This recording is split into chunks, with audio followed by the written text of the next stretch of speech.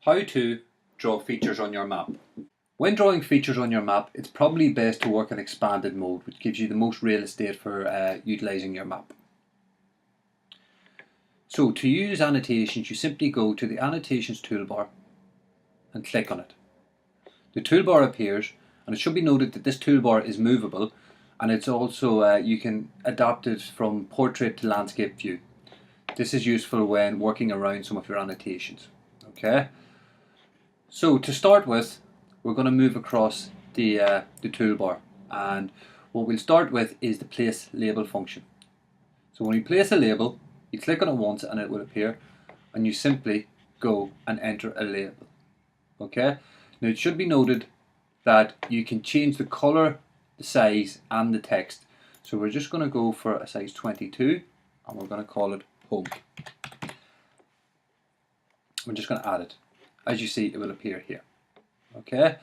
We're also going to next look at the markers. So if you click here, there's 9 different marker types. So we're just going to start with one, and we're just going to drop it here.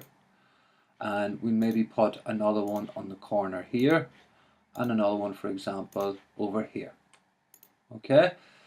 So next up is to draw a line.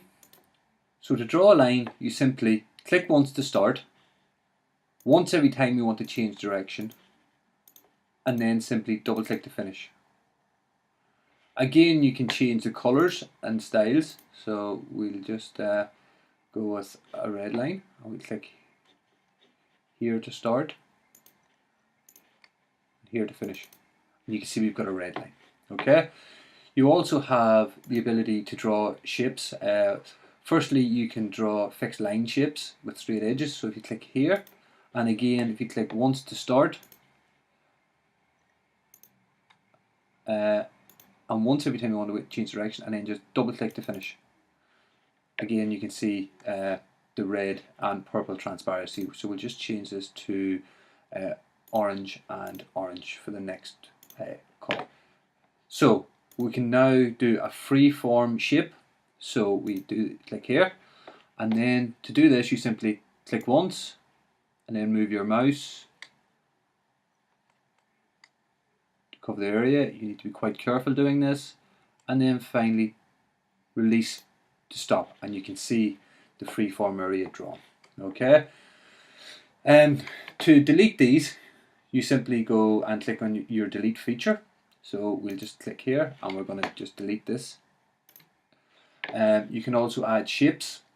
So you can add 6 different types of shapes.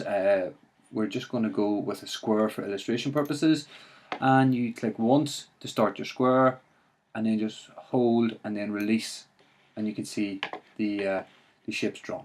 To move these features around, you should go to the move feature button here, click on it, and then you can just simply move these features around. Again, I'm going to delete this as I'm getting in the way. So we also have a buffer tool. Now the buffer tool allows us to draw a buffer around a particular area or place. So we have 2 options. We have a point and line buffer. So for the point buffer, we're just going to run with a 0.5 kilometer radius. This is useful, for instance, for catchment areas for schools or areas around wind farms, etc. So if we just move this here, and we want the buffer to start on the school, now you will see the buffer appear. So it's probably best for us to zoom out, and you can see the buffer appear around the school. Okay, we're just going to delete this again. Okay, you also have the ability to buffer a line. So we're going to do a line, but we're just going to edit and make it 100 meters, 0.1 kilometers. Okay. So with this, we're just going to draw a line down the road. So for instance, if you were planning a motorway and you needed to know what area needed cleared, this might be a useful tool. And then again, double click to finish, and you can see the buffer appear around the line. Okay. So I'm just going to delete this again. Okay, next up is the ability to add a photograph. That's covered in another video, which you may want to look at. we wanted to add a label, we just go here and we click on the feature we want to add a label to. So we click here, we call it grass area, and you'll see the label appear on the feature itself. Okay, we're just going to zoom in ever so slightly. The measurement tool allows you to add measurements to your lines and the areas that you've drawn. So for instance, we can click on this line and we'll be asked, do we want the measurement in kilometres or miles? And we click in kilometres, and you can see that it's 313.25 metres. Or we can get an area, so we go to the grassland and see how big that is. We can see that that's 2057.4 square metres. So again, the delete feature allows us to delete some of these. The move feature we've already seen, just moves your features around the map. And the scale feature, if we click on this, allows you to scale some of your features. So for instance, this area, if we click on this little grey circle, we can increase the size of some of the features that we've drawn. Okay. The select feature allows us to select certain features for delete. So we can select, and you can see that they go yellow, and then we can simply delete them.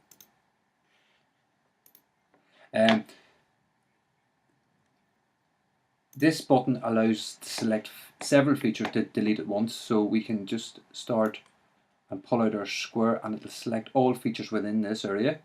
And you can see that they all go yellow, and then simply delete. Okay.